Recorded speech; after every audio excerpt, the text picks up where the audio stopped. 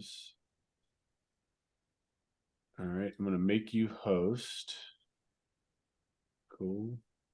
All right, yeah. So tonight we are talking to DJ and Brian. If he jumps on, he may be a little bit late if he's able to make it. And we are going to work through a 10-unit deal in Norwood that DJ and Brian are buying. It's going to be a pretty deep value add with 8 residential units and 2 commercial units.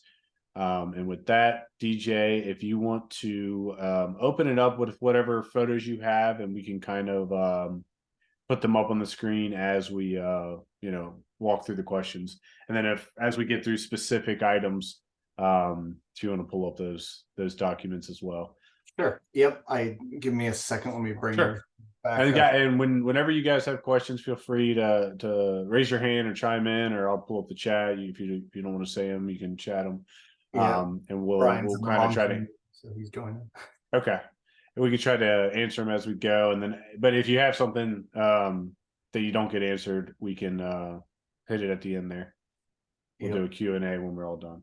All right. So yeah, if you let's start with the pictures. Okay. So can you see the Dropbox screen? Okay. Good. All right.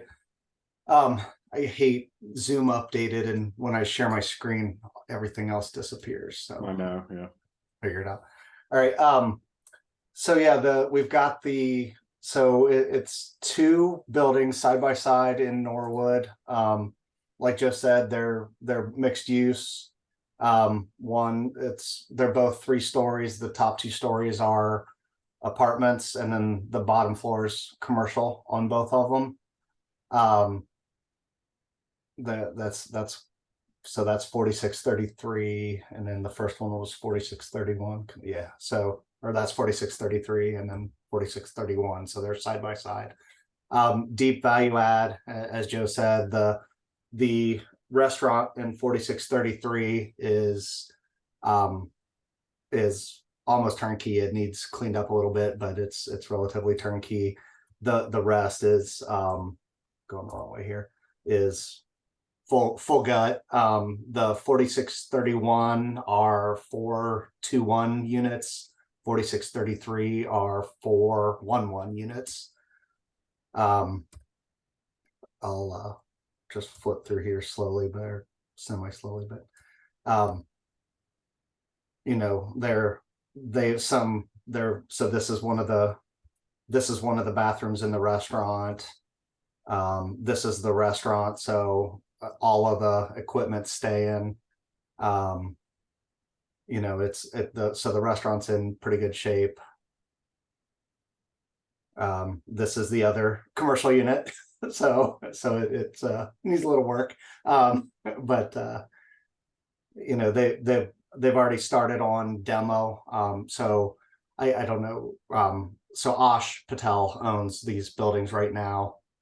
He had the restaurant but then he had started rehab or gutting everything on everything else. So that's kind of where we're starting. So yeah, let me start with the vacant commercial space. I guess they're both vacant, but the one that's gutted, mostly gutted.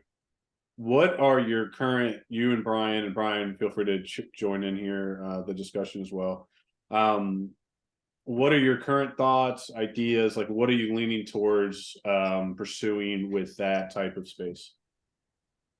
Yeah, so I'll start, and Brian, you can step in here. But I think our initial plan is to focus more on getting the apartments kind of finished and rented, and then just white boxing this area, just getting it, getting it finished, and then just the basics in there, and seeing what kind of tenant we can bring on.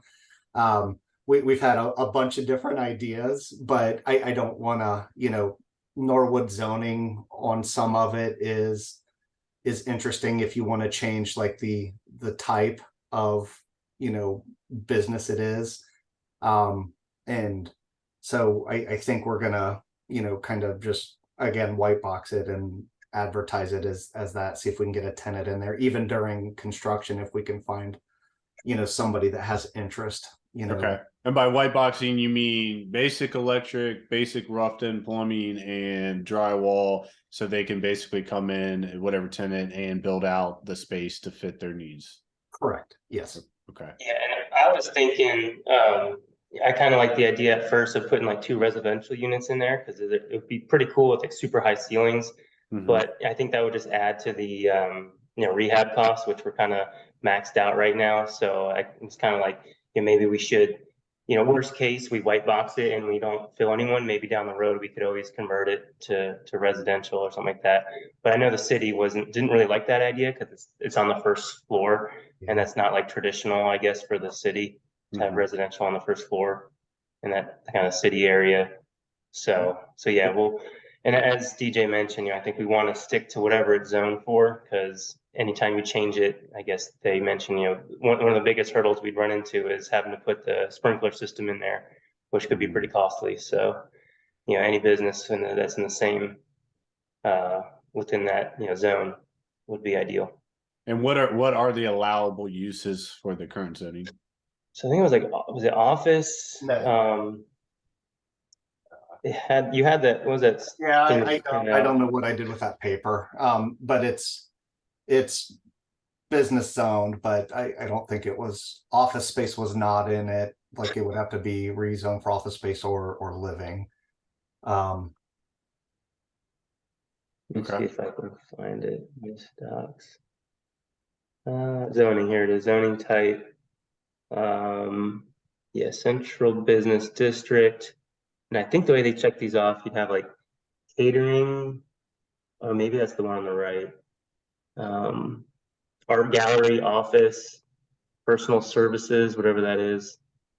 I think that's like dentist or medical. Yeah, and But then it used to be a professional mall, office, I think, or something like that. retail services. Okay. So it's basically service-based, service-oriented, not necessarily like used for like a office space, or obviously residential would have to be changed the zoning on the first floor. Okay. And then the restaurant on the right is still, I assume, allowable for restaurants or other food-related services. I think you said catering and things like that. Okay. Tiwi, you had a question? Yeah, congrats on finding this first, guys. Looks like it's going to be a good deal. I was wondering, is there parking in the back for residents and the restaurant tours? And then secondly, how did you engage the city? Like, did you go before a board, or did you like have informal conversations with them before you decided on a plan? Yeah, so parking is the challenge with this. So the red circle here are the buildings.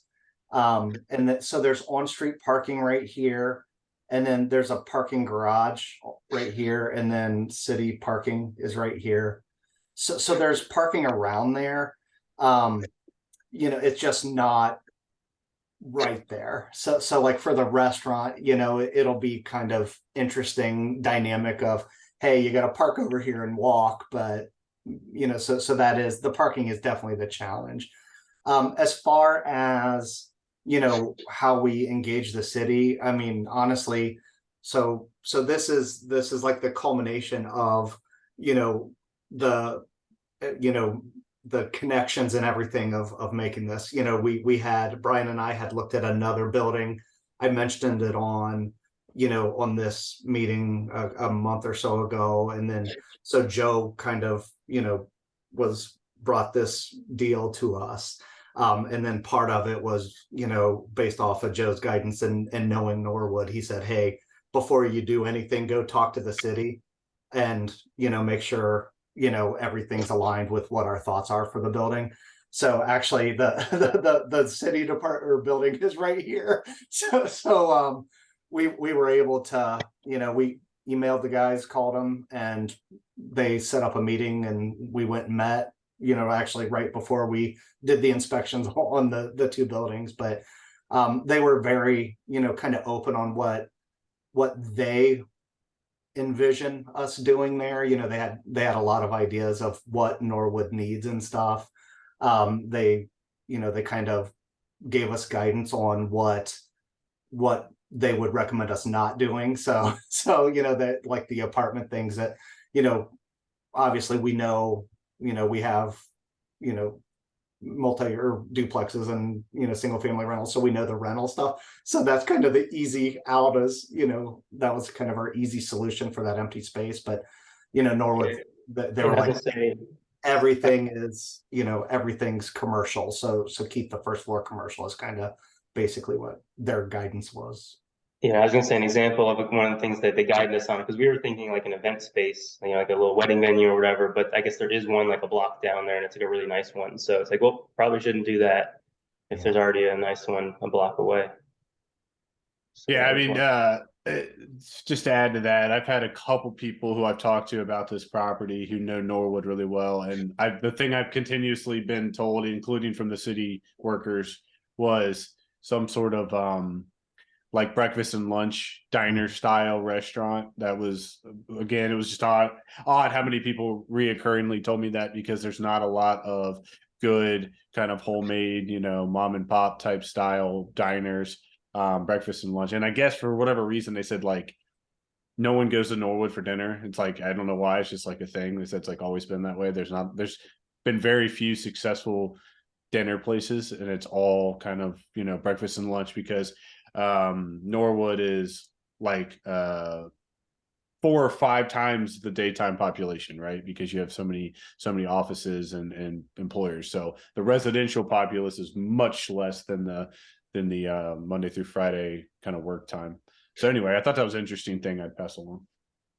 Yeah, I did notice that there was like a Pike's Place or something like that, I think right next door, that I think it was like a breakfast diner place, but I don't know. I've never been there, but it kind of looks really dated. So yeah, I know it was a coffee shop. I think shop. from my understanding, I've never been in there, but my understanding is they sold like snack stuff like Starbucks, like, but it wasn't like a full service, like, omelets and, grilled cheese or whatever. Gotcha. So that was my understanding, though. Again, I've never been there, and I think it's still open as far as I know. Gage? Yo, what's up, guys? So this is awesome.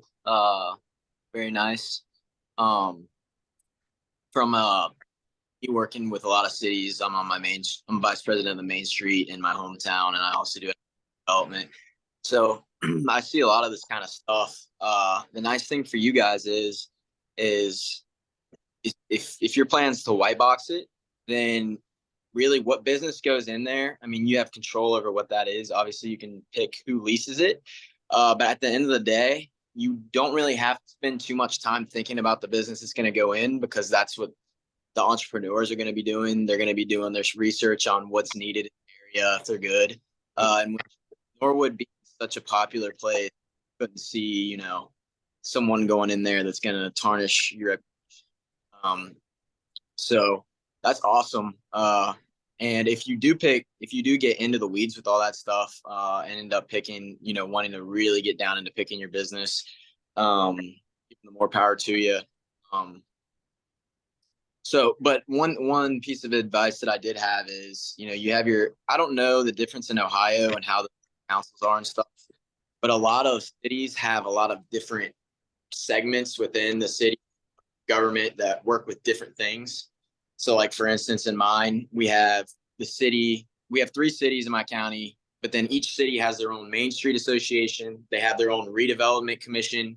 They have their own economic development. And all of these different organizations do different things. So it might be worth your time looking in to see if Norwood has a redevelopment commission. Sometimes they have grants. I don't know if that building's historical or not, but a redevelopment commission, their main job is to take buildings like that and make prosperous in the area, redeveloping old buildings. So always worth looking at that.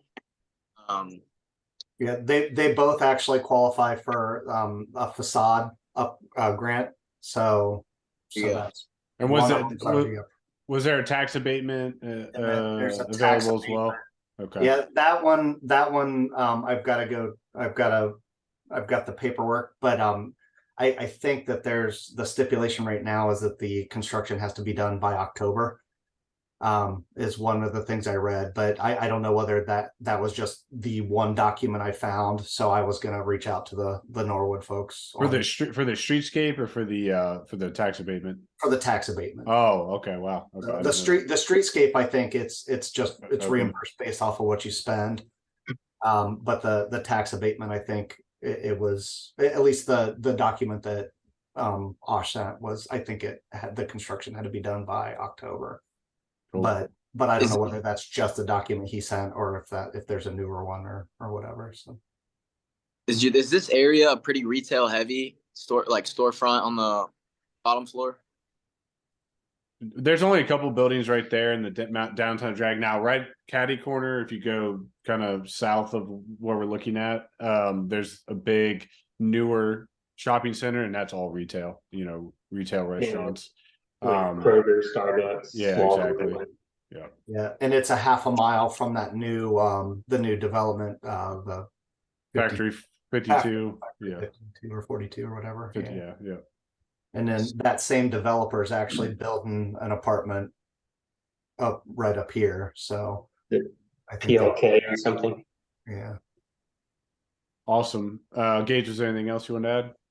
Just basically that is just like reach out to as many organizations as you can to see what their plan is, because they all have their own little individual thing in their niche, and see if anything that you have would fit it, because the city's almost always, if that's part of the plan, they're usually willing to help you guys out. So no, that's awesome. I appreciate that. Yeah, thanks. So as far as the residential units, what, if any, changes do you want to make to them? What are your plans with those, or how far have you gotten with that thought process? Yeah. So the 1-1s are their footprint is pretty solid. I think that they're, there's not a lot of waste. There's stuff that we're going to change in the layout. Like there's these fireplaces that are built into the wall we're going to get rid of and stuff like that. But really the 1-1 layout is I think it's open and fair and stuff. So I don't think we're going to change the layout of those at all.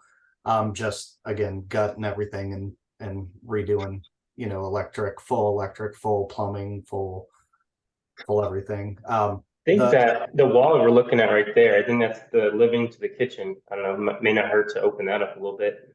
Yeah. But yeah, and they're also going to put the central air in. Is what we're going to do as well. Yeah, full HVAC. But then the 2-1s, it was actually, so the 2-1s, Osh had started, he had knocked out all the walls of one of the units to start to kind of open it up and redesign it. And so that kind of, if you look at the 2-1s, they're not terrible, but then when you look at it, when it's opened up and the change in the floor plan a little bit, it kind of, I think that, that new design, I think will open it up. The ceilings are very high, having some like the exposed brick, and then the more like the shown duct work and stuff like that. I think having that kind of design, more modern and clean, I think that'll attract like a higher tenant. We're going to do all high end, A/B class finishes, and then on we got to get into the design phase, but right now the only entrance is on the front of these, so we're going to look at possibly adding like rear entrance, just depending on design and what we can get approved. But awesome. And what do you, I guess let's shift over to the numbers a little bit. What are you looking at on market rents for the 1s, the 2s, and the commercial spaces? Yeah. So the market rent for conservative numbers for the 1-1s, we're looking at $900 a month for the high end finish, and then for the 2-1s, we're looking at about $1,200. Again, conservative based off of conversations with you and just looking at comps and stuff.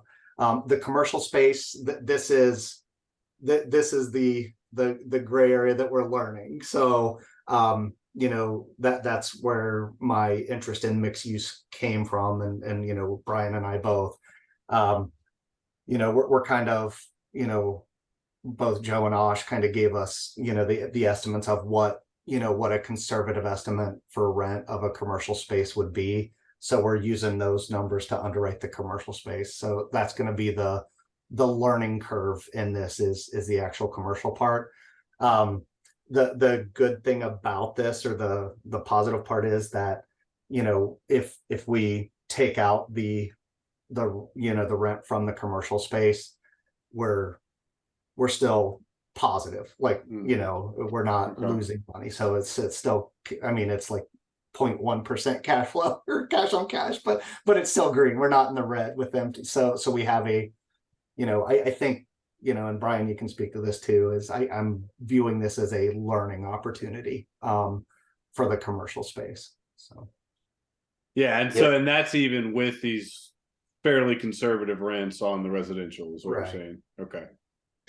Interesting. Yeah, so, you know, if we get, you know, $1,000 or, you know, 1,100 for the 1 bedroom, I mean, that's just all, you know, upside. So sure. Okay. What is the average renovation cost per residential unit estimate? we're looking at about 50 grand a unit. So Wow. Also, I was wondering, with the current electrical service that's on there, can you keep that, or do you have to upgrade that? everything's net new. The 4631, the box, Joe, do you remember the boxes in the 4633 were okay, right? Or Yeah. So I think 4631s. they had those already separately metered, and I think the restaurant panel was updated, and then so I think it'll be probably ideal to move sub panels into each unit. Yeah. And then obviously that eliminates having to access the basement of the commercial space, or getting rid of or changing the service altogether to you know, to put that in a better position. But I know on the other building, needs to be completely redone. It's basically just meter bases that aren't even usable. Yeah, I thought I had some. But you know, I mean, and just generally speaking, whenever I can make panels in my units, I try to, because that's just so much more convenient. For one, it's way cheaper to run your wire, right? Because now you're not fishing up all your runs through 3 stories, potentially. But on top of that, you know, if a breaker trips, even in like let's say a traditional, you know, duplex or something, you know, no tenant wants to walk into the basement in the middle of the night to trip a breaker, right, or reset a breaker. So it's ideal to do that whatever you can, in my opinion. That makes a lot of sense. Yeah. Todd?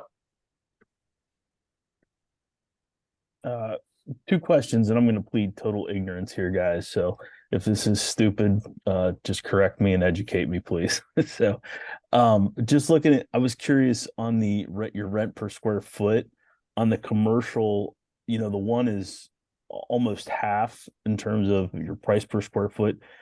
Is that the $1.18 a square foot? Is that for the finished out restaurant area versus the 58 cents per square foot? I was just curious on those numbers. Yeah, so the commercial stuff, I'm ignorant as well. So in talking with Joe and Osh, they gave me these estimates, and it's just those numbers are calculated on the square foot. Okay. So that take that with a grain of salt as far Gotcha. Okay. Yeah, and I honestly, so I didn't actually know that left side, I assume that's with the addition. If that were to stay, that's at 3450. That's the footprint. Yeah. That's even bigger than I thought it was. But also, those numbers are, you know, again, kind of worst case scenarios. Like, this is your floor. Obviously, you know, hopefully you do significantly better than that. But Yeah, I think that was kind of the I gotcha. the estimate. So okay. But yeah, on a price per square foot basis, it should be higher than that. Gotcha. And then this one, like I know you guys said you're white boxing, and I was just curious, like with that, you get it, let's say you get a tenant in there, um, they sign their lease and they're a couple years, and then they move or whatever. Um,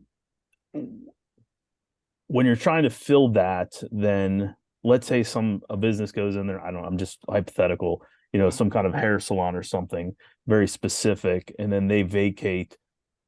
How much of that costs with commercial properties? And this is to really anyone, because again, I'm pleading ignorance here. How much of that costs to revert back to white box, or keeping it as is, or if you have a new tenant that has a completely different business that's going to require a lot of changeover, are they floating that entire cost? Is there, a split? Is it a complete negotiation? I'm just curious kind of what the industry standard is, if there is one on that, if anybody can comment on that, because I'm just trying to learn here.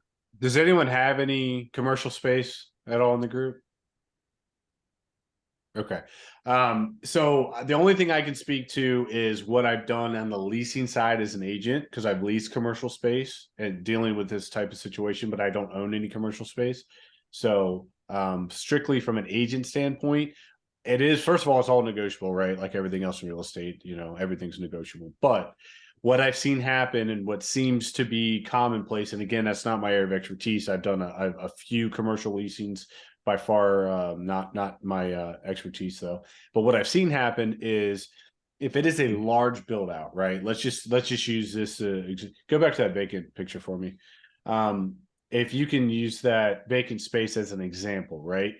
And let's say a tenant walked in off the street and we had this listed. They can come in and say, okay, hey, we're I know they said a service center. We're a doctor's office, right? And we need, 4 patient rooms or whatever, right? Whatever their very specific needs are. If that's the case, most of the time a commercial tenant is going to go in and have their own architect. They're going to get their own plans made. I mean, they are truly taking ownership of that specific space and building it out to their needs. Now, with that being said, what I've seen happen is, let's say it is a $75,000 build out. Okay, let's just say that was what it called for. And they're going to pay $3,000 a month, and they're going to do a 10-year lease, right? Which is more common in commercial space. Okay. So obviously I'm just making up numbers, but I want to give you a real example. So they're going to say, okay, we got a $3,000 a month lease. That's $36,000 a year, and they're going to sign up for a 10-year lease. Now that's actually going to have like a 5% increase, probably 3 to 5% increase built into it. But just for simple math, let's say it was a flat 360. Okay, 360,000 is their that's the total value of the lease, right?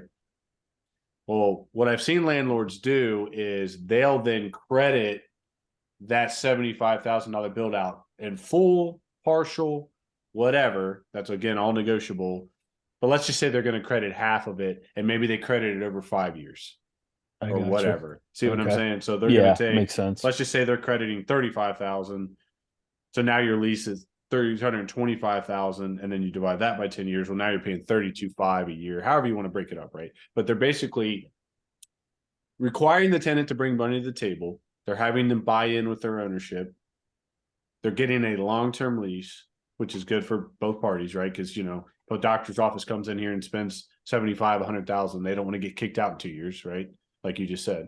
And the landlord obviously wants them there long-term. So that's how I've seen it structured. You're crediting that over time, or you're partnering on it, or you're going 50-50 on it, or maybe you're giving them a little bit better, rent rate, but then they're putting all the money up front. You know what I mean? However you want to break it out. But there's a million ways to do it, but that's what I've seen happen. Okay, cool. Thanks, Joe. And that echoes all the research that we've done up to this point as well, is everything's negotiable down to, whatever you're, whatever you and the tenant kind of decide on. Yeah. And in commercial space, in the commercial real estate space in general, it is way more flexible and creative than, typical apartments or single family rentals. It's just a different ball game typically. Hey DJ, I was wondering, why rip out the fireplaces? I love fireplaces. I just threw a picture in the chat of one I did a makeover on. I feel like it makes the places unique. But I'll pick it up if you rip it out if you really don't want it. And I looked at an office and they gave me some office data around Cincinnati. So I threw that report in the chat too. So maybe that can be helpful.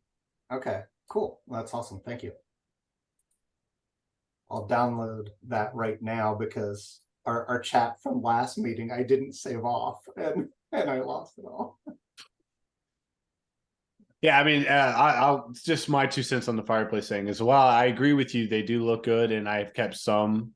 I think it's very situational because in those particular one bed units, that living area, that the living room is such a confined space to work with that losing even that, whatever, let's call it 2x3 or whatever, right? You only, I mean, what is it, 6 square feet? That is and you're getting rid of the chimney space too. So you're picking all of that back up as usable space. So I think it just depends. And that one is probably salvageable. I don't know if they all were. I think some of them are in worse shape than Some others. of them were all busted out. Yeah. Yeah, they were in pretty bad. This one's probably the best. One of the better ones, yeah. But it's hard to tell. But the right side of that picture is basically the end of the wall. So I mean, you don't have a huge living space. So that's why sometimes it makes sense to get rid of them just to pick up that extra space. Or if you're like trying to open up a wall and it's between the walls and now it's going to close off, that makes even more sense when you're these are on outside walls. But I'm just giving you examples of why we do tear them out quite a bit. Cool. Any other general thoughts, things we didn't cover? I know there's a couple of things we wanted to discuss, but as far as the buildings, rehab plans, or numbers, anything else you wanted to add, DJ or Brian? Nothing in addition on that. I had one question just about financing. How you guys are financing the deal? So yeah, actually we didn't go over that, did we? I have a prior relationship with LCNB in Cincinnati. It's small local bank. And we are doing a construction loan through them. They'll finance 100% of, well, not 100%, but they'll finance both construction and loan. So everything will be, kind of, we'll everything's interest only until we close on the loan after construction's complete. So. And then what's an amortized earn? It's interest on it's amortized at, so it's 25 years. 25 years, yeah. And yeah. So it's amortized at 25 years, and then it just takes on full payment at close of the construction portion. So we're looking at a 12-month construction window. So at the close of that, when we get sign off of everything, then the loan closes, and then the full payments kick in at that point. Did they give you any idea on rate yet? No, they haven't. No. They've been really, really quiet. Asking for lots of information, but yeah, we sent them an email yesterday, so hopefully we get some dates and actual term sheet soon. Yeah. And next steps and everything. So cool. For your numbers. I'm sorry, go ahead. I was gonna say, for your numbers, if you don't know the interest rate, what number are you kind of using to? So I'm trying to look at it.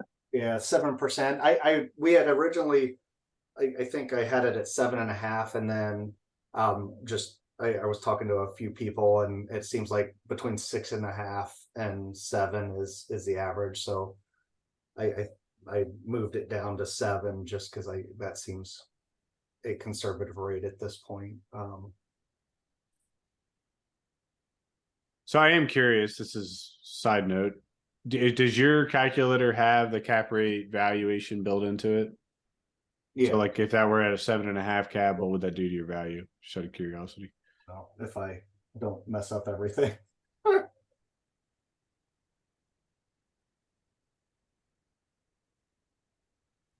So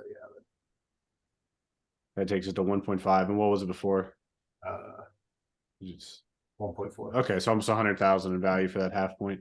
Yeah, and that's just interesting that the one thing I'm hearing consistently right now in the commercial space, whether that's residential or traditional commercial, is that they're not giving any appraisals at cap rates lower than the interest rate, which I guess makes sense logically, but cap rates still are pretty low. And that deal that we were just looking at with Anderson a couple weeks ago, I don't know if he's gotten his formal appraisal back yet, but I know when he met with the appraiser at the site, he was telling him that the comps were all between 6 and 7% cap rates, and that was in Reading, obviously. But it would be interesting to see what this comes back with, because I thought that's obviously going to have a huge impact on your value. Yeah, no, that's. I mean, we kind of underwrote at a 5-year hold, and I've got all the from 6 to 12, on the cap rate. But I mean, that's cool. Yeah, it was very cool on like the happy path of everything. Yeah. That's what gets you excited about the deal. Sure. Yeah. No, that's awesome. Okay, so shifting gears a little bit, one thing I want to talk about, because we get questions all the time about this, is partnership. I know you and Brian are obviously partnering on this deal. So let me start by asking, how did you guys even meet, and how did that, lead into, looking at deals together and partnerships? Yeah. So, we, just the real estate meetup. So the Bigger Pockets meetup in town, we were talking, and, we both, we're like, hey, we've got single family or some rentals around, and we want to, I'm sure you guys have heard me say it a lot. I'm like, I'm old, I need to scale faster. And so Brian and I were talking, and, we both had interest in doing that. I think it was the one deal in Lebanon that we went to look that one together. I think because we were both kind of doing you had your area up there, and I was kind of looking in northern Kentucky, and kind of closer to downtown. And then that, I don't know, one randomly popped up in Lebanon that kind of was a duplex, like major rehab, that I kind of liked. And I was like, have you seen this one?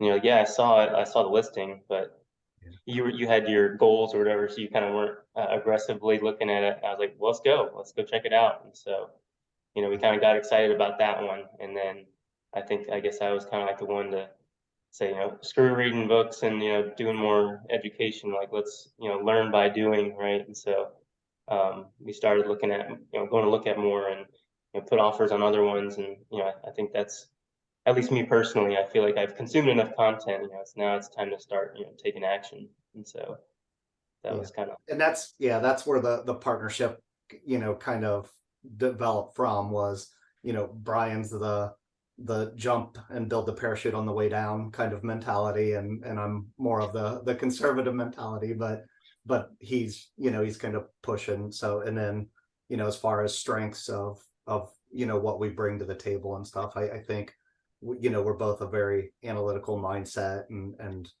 but we come at it from different directions. So I think there's a lot of synergies in our skill sets, as well, as far as what we're looking at in deals and our history and stuff. Awesome. Now, with that partnership in mind, and just from a mindset standpoint, how did you guys, both with a history of, like you said, some smaller multifamilies and single family rentals, how are you going from that and taking the leap, mentally, into a deep value add 10 unit as your first partnership project? Yeah, we're dumb. No, I mean, realistic. It's our network. I mean, honestly, Joe, you play a large part in that. Like all of our, all the people that we've met at the meetups and stuff. I think, like Brian just said it. We've done a lot of the learning and stuff. So without jumping in and actually doing, it's hard to make that next step. So so we could keep buying single families or duplexes or, you know, small multi or whatever. But this is kind of, you know, we're going to lean on our network to help, you know, in all the parts that we lack. But honestly, you know, with what we know and what the numbers are saying and everything, I have a comfort level that, you know, we'll be able to make this work. Yeah, and then also, you know, I would say, go- sorry, go ahead. no, go ahead, Brian. I was gonna say, like, at least for me, making the jump from, you know, small multifamily to something like this was just, you know, I had some capital I deployed on those first couple properties, and I was like, okay, I got another, you know, chunk I could deploy now. It's either, you know, buy a couple more duplexes or do something like this. And I was just thinking about scaling because it's like when DJ kind of showed me this, and it was like, well, if the value could be, you know, if you just bump rents, you know, $100 per unit more, like a year or two, all of a sudden you got, you know, your value $100 to $200,000 more. You pull that cash out, you can scale a lot quicker. Rather as, you know, to get your cash back on a 8 cap on a duplex, you got to wait 10 years or something like that.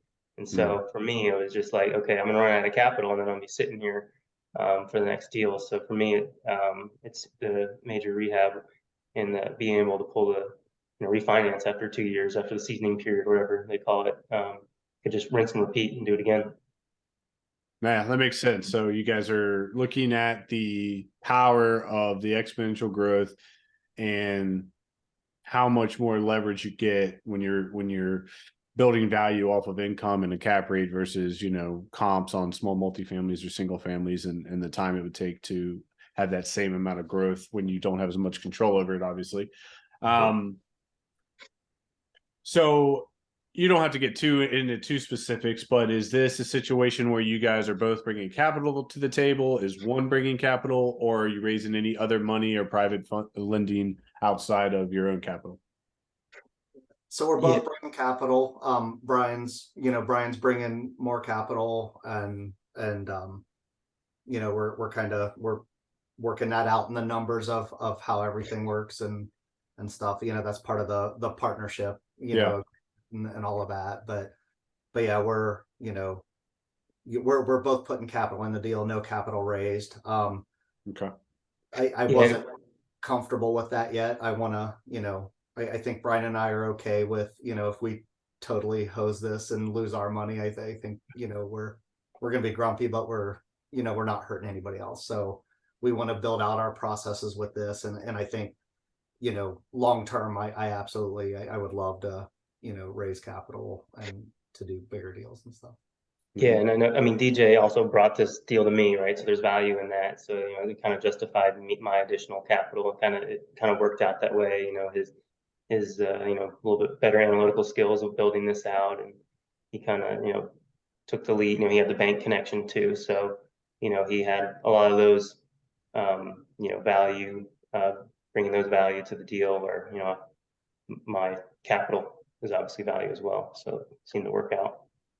Now, is there anything specifically role responsibilities? I know this is probably something you guys are still actively working out, but, you know, are there any divvied responsibilities like, okay, I'm doing this, you're doing this, I'm doing this, you know, any of that been determined yet, or likely to be determined? I mean, not formally, right? Like, you know, I've spoken to the title. I use the same title company that we're using now, and so before, so I kind of, hey, we need to call Kevin over there at Prominent or whatever. So I'll kind of, oh yeah, I'll call him or whatever, kind of volunteer to do that, or, you know. Yeah, I think right now we're using our connection. So yeah, like, you know, Brian said, he's talking to the, you know, the title company and the, you know. And we will establish, we haven't gotten to that point, but we'll, you know, obviously we're going to set up a partnership agreement, and that we'll further define that, you know, black and white, that agreement when we get there. Cool. Yeah, and I think that is, having done a few partnerships, I think that is probably one of the most important aspects of it, you know, really trying to define roles and responsibilities. And of course, it's, you know, it's always fluid, right? Things are going to happen, things are going to change, you know, life situations will dictate that and change, but at least having some sort of defined plan going in and giving you something to work off of, and that definitely eliminates potential pain later Because partnerships are kind of like a marriage, and you want to make sure that you're going to be a good fit for each other and the deal and all the things that need to happen. And so sounds like you guys are working through that process well. I think that go ahead. No, yeah. I mean, one of the good things with it is that, at least right now, we're both very busy with our W-2s but, I mean, I'm an early riser. Brian is, up late. So we're usually talking at 9 or 10 at night, or, really early in the morning after we get the kids on the bus or something. So it, we're both very willing to, we're both learning right now a lot. So both, just from the deal, but then, I mean, I can't tell you how much, commercial stuff I've learned in the last month. So it's, we're working through that. So there's a lot of, balance and openness there. So I think that helps the partnership a lot too. Yeah, makes sense. Anything else you guys want to add before we open up for any other questions? I think that was all the topics I wanted to discuss.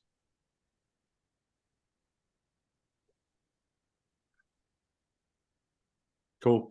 Any other questions from the group? Anything that we didn't cover? Any other things you thought about, or questions, concerns, comments? Yeah, I had one. Oh, John, go ahead. yeah, I had one for DJ. I see here you budgeted for property management. I know you said you had some small multifamily. Do you currently have property management manage those, or is this the first one you're hiring out property management to? So I manage my own. Brian on his, he actually pays for property management. It just being conservative on the numbers, we're definitely accounting for it. Who knows, when we get them leased and stuff, we may end up managing them ourselves. It just depends, but yeah, no, we've got, Brian's got connections for, property management that we've already spoken with and stuff. So yeah, because I know good ones are hard to find. I think Joe said he manages them themselves, right? I manage mine. Yeah. Yeah. And that's what I honestly, I had a bad experience with a property manager on my South Lebanon properties. So that's why I manage them myself, because I'm a control freak, and it's I mean, it's been said on hundreds of podcasts and probably in here and stuff, nobody's going to manage them as well as you're going to manage them, you're right. Yeah, I was gonna say, and that's kind of why DJ and I work, because opposites attract, right? He's a control freak, and I'm kind of less of that, and so it's kind of good to have one, the balance there. But yeah, I use Reliant. They're a larger company, Reliant Property Management, for my Northern Kentucky one. Actually, I have no problems. They've been managing my duplex in Fort Thomas for like a year, or no, it's been a little over a year now. But yeah, I've literally heard from them like once when I leased it, and then they just told me that, hey, one of the tenants moved out, but their family member took the other one. So now one family has both. So like, it was just to tell me, hey, we found another tenant. Like, I did no calls or anything like that. So I have only good things to say about Reliant. But for my single family in Cincinnati, the first guy I had was awful, and I kept him longer than I should have. So I actually just recently fired him, and then now I'm actually using Slocum. I don't know if you guys know him, Slocum Reed. So he's managing my one. So, but he just got it turned over and is looking for a tenant now. So still early to tell, but check with me in a few months. I can let you know how it's going. Kiwi, I think you had a question. Yeah, I was wondering what you guys decided on the HVAC, because I've wondered before, is it better to go with like a central AC unit and a furnace, or maybe a mini split unit? I kind of wondered how you guys thought through that and what you decided. So I on my South Lebanon rentals, I actually put in mini splits, just because it gives you AC really. So, I like the concept of mini splits, until on December 24th of last year, we had 3 sub-zero days in a row. And I've got tenants calling me saying, hey, my mini split isn't working because they're not rated for below 0. So I like the concept of mini splits, but we went with, just the HVAC, just because, recommendations of Joe, and then, we have like roof access for the unit to set the units on, whereas mini splits, you know, I mean, we probably could have done mini split, but Yeah, and I guess Joe, you're the expert there, but I think just the way the floor plan worked, there was like a nook that like went all the way down the bottom or something that would like be the perfect place for, I guess whatever the equipment that you need. There's some closet or something. Yeah, well, so I mean, I could talk about mini splits for a whole call, but basically, in my experience, mini splits in most cases are not as good of an option as people say, and here's why. When you get mini splits that are rated for the required code of our, well, I don't know, longitude, latitude, I mix them up, but whatever the horizontal line is, that has to be rated for at least -6 degrees, and those are like twice as expensive as the ones that are rated for 0. And I know that doesn't make a lot of sense. It's a 6-degree rating difference, but it's like twice the cost of the unit. And when you look at that, that actually material wise almost costs as much as a traditional HVAC system. Now, where you save money on a mini split typically is if you don't have to run ductwork. But in my opinion, it's not as good of a system. They're not rated to last as long. And the other problem in this building in particular is you only have 2 exposed walls, right? Front and back. So you are shared walls on, left and right, right? So with the mini split, you want the through wall unit to get your AC access for the blowing. Now, would the front and back be enough?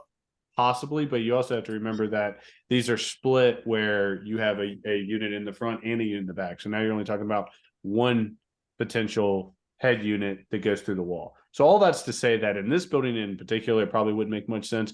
But in my opinion, if you have a value add situation like this where you're already gutting everything and you have wide open access for ducting, then to me, I would never use a mini split in that situation. The one exception would be if you don't have anywhere to put ductwork, or you're not opening anything and you can do all of the, like, let's say outside work on a mini split unit, then you're going to save significant costs on the labor because you don't have to open up the drywall and things like that. So that'd be the one time I'd say maybe it makes sense. But like I said, I've even priced it on buildings where we would have had to do all the drywall work and the cost was still within like a couple grand, and over 8 units, right? So we're talking about 8 systems, and it was within a few $1,000s. So I think the quality is just better on traditional HVAC when that's the difference in price. Sorry for my tirade. Hopefully that answered your question. But yeah, I've dealt with that situation a handful of times. Gage? Yeah. I know you said upstairs, or really the whole thing, I think that you're going to be gutting it. Do you guys have to get an environmental study done for that? I don't think so.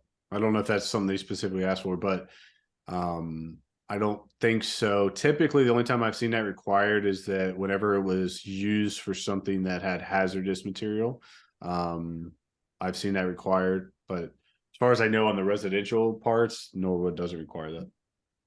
And then the other follow-up question for that one is, I don't know how old the building is, but it's not in like a historic registry or anything like that either, to where you'd have to go through the historical Ohio permit process. I don't believe it's on any registry. Just I know those are some things that come up sometimes, and it's something to be aware of.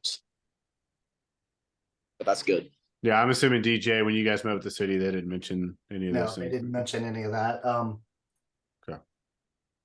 So yeah, the one guy was talking about the historical stuff, but I'm guessing since he brought that up and didn't, there's an assumption there, but I'm guessing since he didn't bring it up, because they gave us a lot of information on the properties themselves. So yeah, and usually those city folk, they're pretty on with that stuff, so they're probably right up front, like, hey, you're gonna do a gut, have this permit. Job really. Preston, do you have a question? Since you guys are gutting at sulfur utilities, you had $8,000.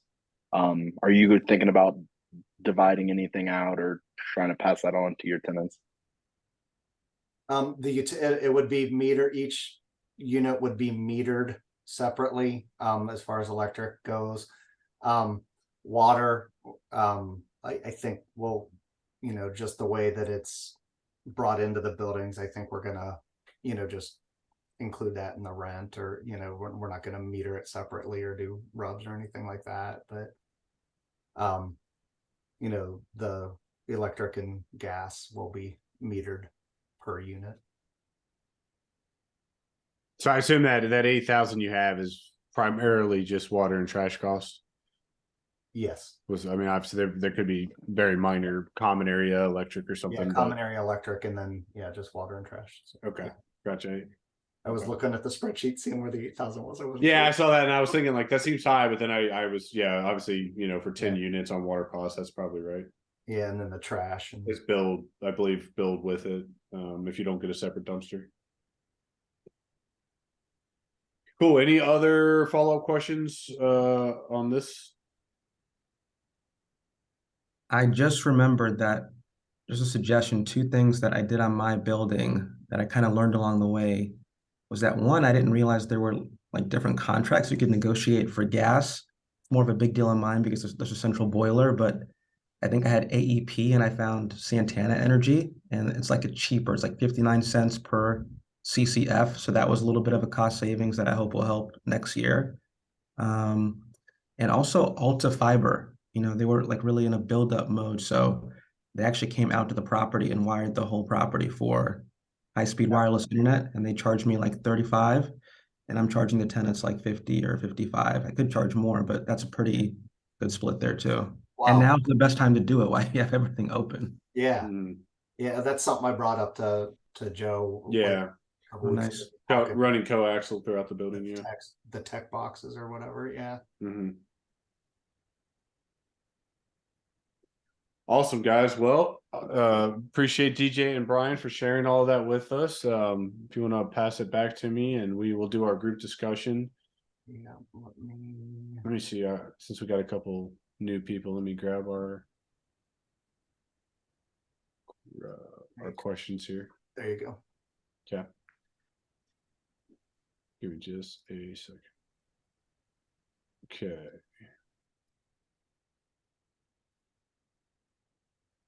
All right, I'm going to post in the chat for anyone who is new.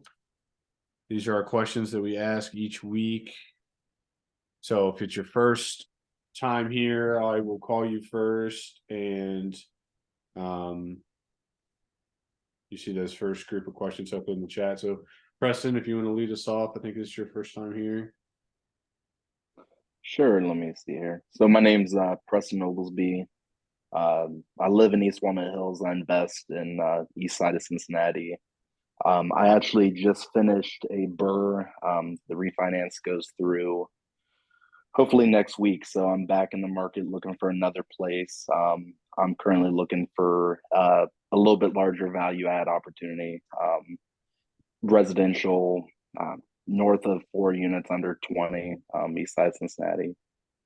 I currently have 12 units. Of the 12 of those, 7 are Airbnb. 8 are Airbnb. The other 4 are normal. It's weird now. I feel like every time after I say Airbnb, I have to like say normal rentals, but just year-long rentals. And then my goal is to buy a little bit larger investment property. And what I'm looking for the group is just networking. I just feel like it's kind of like the awkward teenage year size property. So it's, it's too big for first time or people doing house hacks, but too small for the big fish. So just trying to meet with people like you that also in that same area and looking for a deal. And that's all. Am I missing anything here? Nope. That's currently what I'm looking for. So appreciate you guys. Yeah, thanks for joining. Like I said, we meet every 2 weeks, so hopefully you can make it. Todd. DJ and Brian, thanks for sharing that, guys. Appreciate it.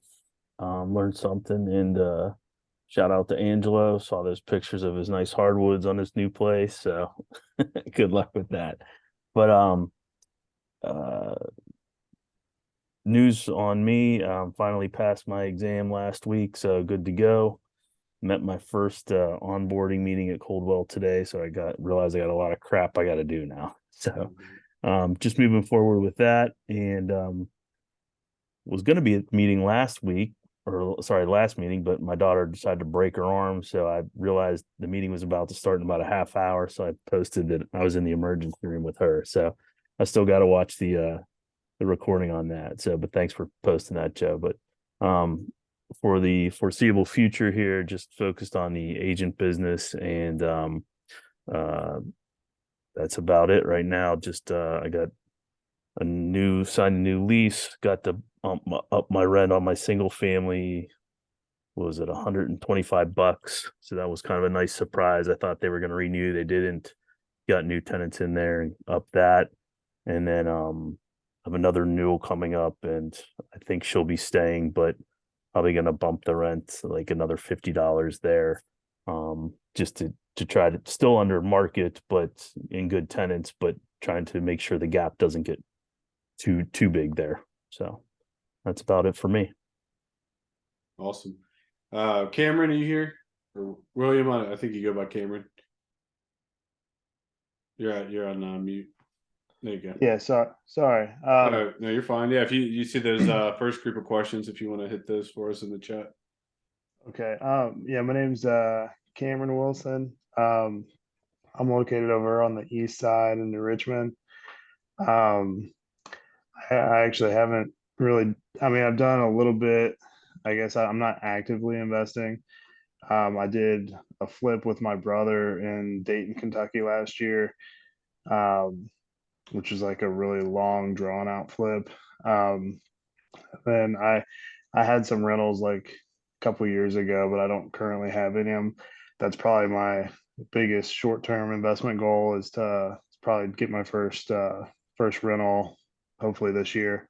I got my real estate license in September, which I've done. I had one listing in February, and that went pretty smooth. So similar to Todd, I'm kind of the main goal is to kind of focus on like the agent stuff and networking and kind of learning as much as I can from other agents and investors. And I guess my 1 to 5 year goal is just I don't know, hopefully eventually go like full-time agent and try to add as many investment properties as I can over the next 5 years or so. Awesome. What do you do you have another job? Yeah, I work full-time in Blue Ash. Just like I work for like a forklift dealership, so it's like nothing to do with real estate, but it's kind of nice because they're somewhat flexible, since it's not like a conflict of interest. You do like equipment sales or? Well, it's more like business to business sales. Okay. I do like miscellaneous like repair parts and stuff. So yeah, it's a good W-2 job to try to expand into the investment world. Awesome, man. Well, I appreciate you joining us, and hopefully we'll see you back here. And like I said, we meet every 2 weeks. So. Okay, awesome. Yeah, thank you for the invitation. It was and I appreciate all the information from DJ and Brian. That was a really cool deep dive that you guys did. Thanks. John? Yeah, so I'm been self-employed for the past 3 years. Finally got a little extra money. Invested in a 200 unit syndication back in February in East Dallas. I live in Florida, been here over 20 years. I don't really know much about Ohio, but that's part of the reason why I'm on these calls. It's unaffordable here, so trying to learn from Joe, learn from you guys, maybe even partner. I'm looking probably anywhere from 5 to 20 units. to do a deal. Just it makes more sense to me than residential. I feel like, you know, based on the numbers, the SCR rather than the comps like you guys were talking about. But yeah, I'm going out of the country for a few days, and then once I'm back in, you know, early May, definitely be looking to do something this year. Hopefully as soon as possible. Whether it's here, I got, you know, brokers in Columbus send me stuff. Wherever makes the most sense, I'm open to come visiting. I've got a flexible schedule, so yeah. Awesome. Well, appreciate you coming back. Yeah, no problem. Tiwi? Hey, everybody. Goal wise, still on target with the workout. That's been going great. On a 2-week streak here, riding the bike every day. It's been kind of, I guess, the same story for about a month. I've been working on refinancing my 10 unit in Norwood. I was almost there, but then we got snagged with the zoning issue. So I guess that's kind of my ask from the group. So Fannie Mae didn't want to do the refinance because of the zoning issue. So then we switched to a Freddie Mac loan, which apparently has less issues with zoning compliance, given that it's a legally non-conforming multifamily unit. And I'm also meeting with the Zoning and Planning Commission of Norwood in early May to try to get them to rezone this property as R3, which is multifamily, because it's zoned R2, which is single family and duplex. And it's right on the line. It's literally ridiculous. If the property was on the other side of Allison Street, then I wouldn't have an issue with this. So maybe I will try to back channel DJ and whatnot and get their take on the planning commission, because I don't know if they do that for one property, but I think I have to, because I don't think I'm allowed to apply for a variance. So I think it just has to be rezoned as R3. So fingers crossed that I'll just get the Freddie Mac loan and won't have to rezone it. But I'd like to do that anyway, just in case it's an issue in the future. So I'll let you guys know how that turns out. Awesome, man. Good luck with that. All right, Angela.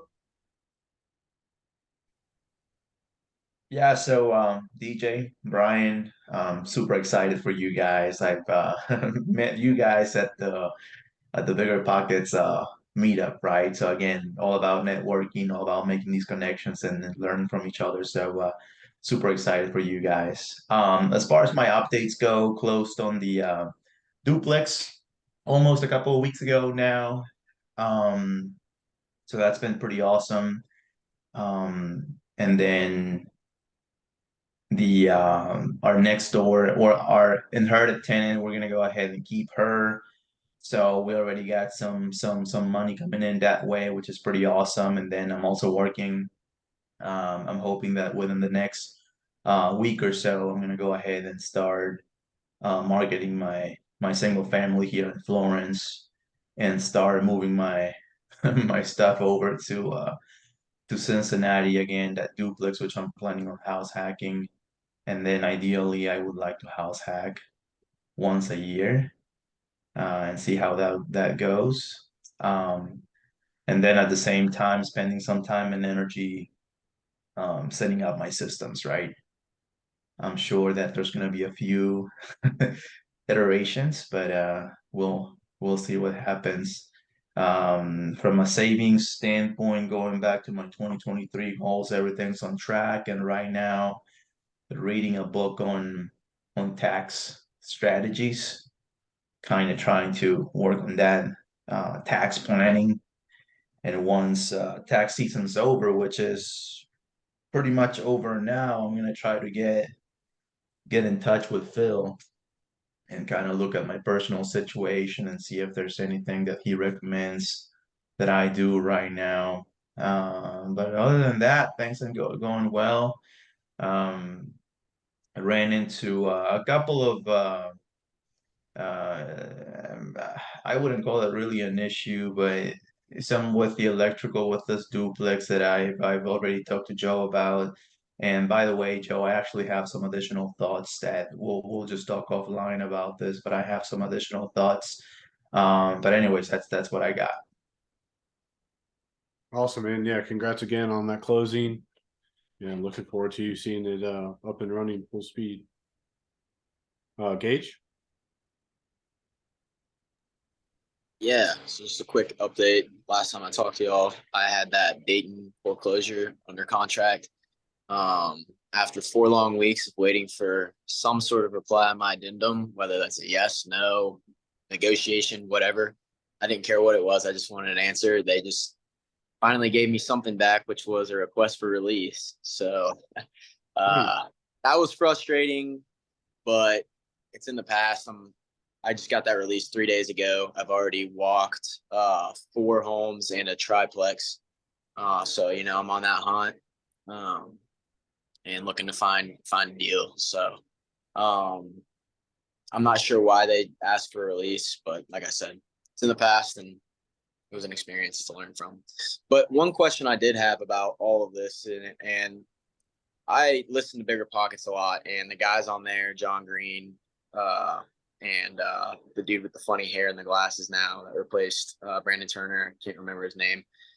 I've heard them say multiple times, like as is deals, usually that the as is thing doesn't really mean much. It doesn't take away your ability to negotiate or anything. So I just wanted to thresh that out real quick if it's possible. Let me give you a scenario. Say I put in an offer on a house that's listed as is, that says as is for your information only, inspections for your information only. And I go in there and the inspector finds something major, like a $10,000 fix. I'm all right with that. I still want to buy the house, but I either want them to fix it or I want a credit for the $10,000 because that wasn't, planned. It came up during an inspection. Is that possible? Because I've been told now from other people that that's not allowed, that you can't come back and renegotiate after you find something. So what's the deal with that? Yeah, I mean, I've dealt with this too many times. But at least in Ohio, Cincinnati, and our MLS, and the way it typically works on sales here, we're assuming this is like a listed sale, right? When people say as is, that typically means that the sellers don't want to do any work. So I have had a couple listing agents get kind of upset if I go back to them, whether me personally or representing a client, and say, hey, we found $50,000 worth of work. We either need some sort of renegotiated credit, reduction, something to make this deal work or make sense, or we're going to have to walk. And we're still not asking the seller to do any repairs. We're still buying it as is, but that's typically what that means. Now, most people understand that as is means that they're not going to do any repairs, but it's still open for inspection or negotiation if there's a problem. But again, I've had a couple people get upset about it, and they're saying like, well, we said it was as is. Well, it's like, yeah, I didn't know that the foundation needed a $20,000 repair when you said it was as is either. So Right. that again, that's my viewpoint on it. And obviously the only exception to that would be is if it was as is and you had no inspection at all, right? So you have no contingency in place for that. That would be the only time you're really, on the hook for it. Yeah, thank you. That clears it up. That's what I thought. That's what I've heard from 90% of people. Bigger pockets, they just blatantly say that. Mm-hmm. And really it makes sense because if you make an offer, but you didn't plan on there being, like you said, like a $20,000 foundation fix, then that just makes the deal. You didn't work that into your offer, so it just doesn't make sense. But yeah, I was told can't go back and negotiate. Like, are you sure? So, thank you. It's everything is always negotiable. I mean, you hear that over and over in real estate, but if Angelo doesn't mind, I'll even give his deal as an example. We literally had a appraisal gap coverage. So if you're unfamiliar with what that means you're going to pay X amount above an appraised value. And we had that in place on his deal because it was a very competitive. I think what it was, I think they had 17 offers or something like that on your deal. So we knew we had to be very aggressive, very strong. And that was one of the things they asked for when they countered our particular offer. And even after we had that in place, in writing, fixed, and we got our appraisal back, And wouldn't you know it, the appraisal came in exactly under the exact amount of our gap, right? So I think we were, what was it, 10,000 initially we were on the hook for over the appraised value.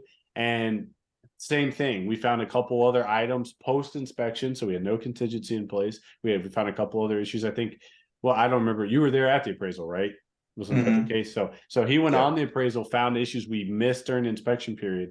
So same thing, right? The reason I say all this is because we still went back to them and said, hey, look, we know we agreed to this. We know we were on the board for all of this, but we found XYZ issue, and we came in at exactly 10,000 under our appraisal, or our purchase price on the appraisal. So can you guys do something? I think that's literally what we said.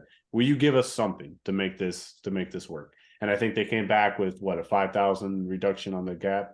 Yeah, we ended up meeting halfway. Plus, they ended up fixing one garage door that I was not even planning on having them fix it.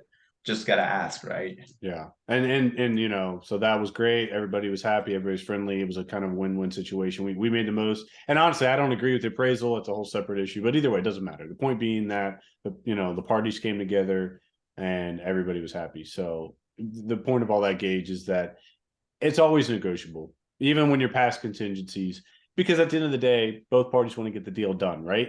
And if you're going to walk, even if that means you're going to give me 1,000, 2,000, 5,000 earnest, most of the time I'm going to rather the deal close than keep your earnest money, right? So my point of all that is it's always negotiable at every phase if everybody's on board. Thank you. Cool. I think everybody got Brian, DJ. Anything else you guys want to add? Any other updates outside of the deal that we're talking about?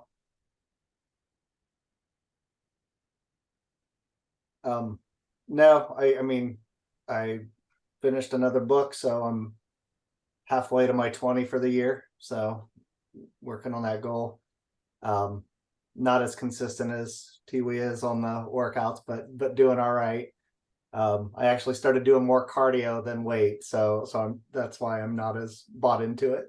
But yeah, no, everything else is rolling along. So Yeah, kind of similarly, I made a stupid goal to run, like, 'cause I do like 2 mile runs like at night sometimes, and a goal is each month to run one more run. So like, I've been kind of just sandbagging it, so I'm doing one more run a month. So in April, I have to do 4 runs, so that'd be 8 miles. So by the time I get to December, that would be, 12 runs, or I could want to do like a 4 mile run, as long as I'm getting like, I want to like use the Nike Run app, and I want to get like build like a staircase and just go on forever, like not just this year, like I'll just keep going next year until I can't do it anymore. So like 20, so far, 24 miles in December then, right? Yeah, pretty much. I can do like one 24-mile run, Mhm. or split it up however I want, 12 2 miles. But so far so good. Brian, do you have the Strava app? No. I would recommend that. It's kind of like social media for running, but basically it just syncs to your watch and then it posts your run or whatever. And then like it's really helps with accountability, because then like I could follow you on there and you could follow me. And then like you see I run in the morning like 5 a.m. and do a 5-mile run, it might motivate you, and vice versa, What's it called? That I got real consistent real quick. Huh. Type that in the chat if you can engage. Yeah. Awesome. Yeah, so I think I covered everybody, I believe. Let me see here. For me, monthly goals, still working, chugging along on the 28 unit property, getting the renovations done. We got 3 more in process. I had eviction court on Monday, so she should be out next week. That her eviction was approved. And that'll be a 4th one that we're working on right now. I went on a little buying spree, I think, since the last call we were on. So I ended up picking up a condo that I just closed on. I'm doing a lease option with an employee. I'm buying a duplex in Deer Park. That's funny enough. Whoever was mentioned the zoning change. I think Tiwi mentioned that. So I have my first ever planning and zoning commission hearing on May 1st to change one half of that duplex over back to residential. So it was weirdly one side residential zoning, the left side retail. and I'm going to get the left side back to residential, which will be a lot higher revenue in Deer Park than the commercial space.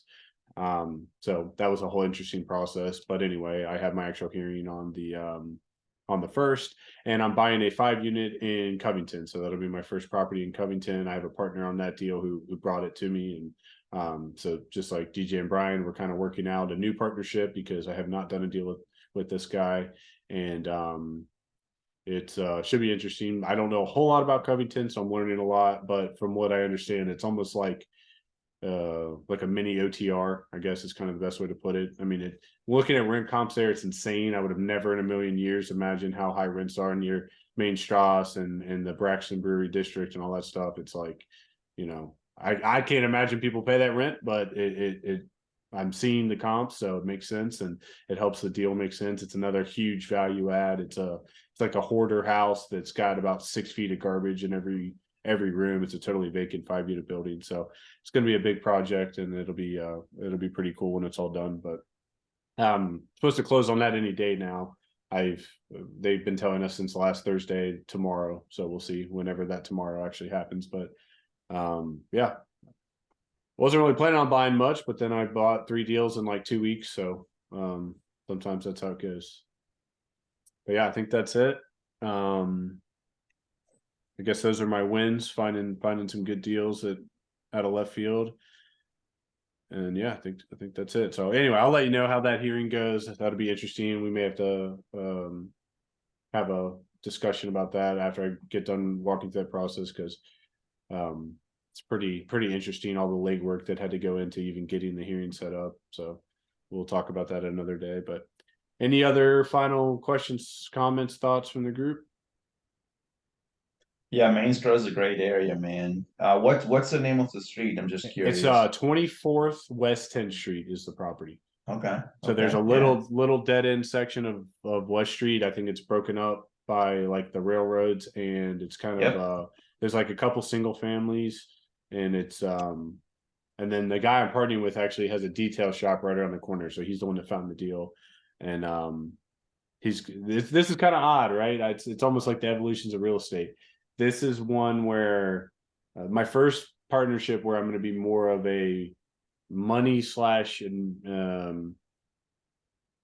I don't even know what the term is, but more operational and not as much active boots on the ground, right? So I'm kind of reversing the role I've been in the last 7 years, where I'm not going to be the one on site dealing with the day-to-day. He's obviously right there. He knows that area better than me. He's going to help a lot more. He's going to be way more active than any other partnership I've had. Let's put it that way. So it'll be interesting dynamic to see how that goes. And like DJ said, I'm a control freak too. So giving up and backing off of that role. But going forward, just for my own personal growth, right? I don't want to always have to be the guy, putting in 40 or 50 hours a week on my properties. And I need to get to a point where I can be the bank, or I can be the lender, or I can be an equity partner, and I'm not always the one having to do the sweat equity, right? So it'll hopefully be a good learning experience for me as well in that capacity. So yeah, anyway, awesome. We will be back on the 3rd, so I hope to see you all there, and I will post that topic here in the next few days. Cool. See you guys. Thanks, Joe. Yeah, great job tonight, guys. Thanks. DJ and Brian, thanks again for sharing with us. Yeah, thanks, DJ Brian. Thank you, Appreciate it, guys. Thanks, everyone.